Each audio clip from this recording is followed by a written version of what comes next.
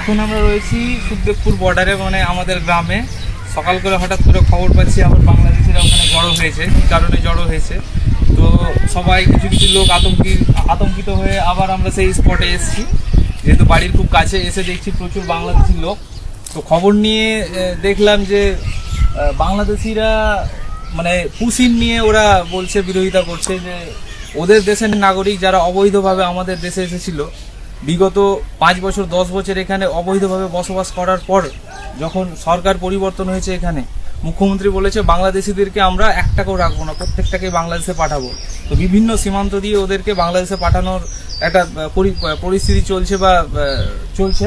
কিন্তু ওরা সেই অবৈধ, আমাদের এখানে অবৈধ, কিন্তু বাংলাদেশে তো তারা বৈধ, বাংলাদেশের নাগরিক। কিন্তু বাংলাদেশ কতটা নির্লজ্জ দেশ যে তারা নিজের দেশের নাগরিককে ওরা মানে গ্রহণ করতে চাইছে না। সেটা নিয়েই ওখানে ওরা বিক্ষোভ করছে, আন্দোলন করছে।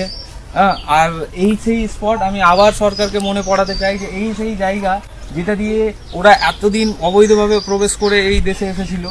এটা এখনো ফেন্সিং হয়নি। 1 বছর আগে সেই বিস্তর ঝামেলা হয়েছে, আমরা বুকে পাথর খেয়েছি ঝামেলা করতে গিয়ে।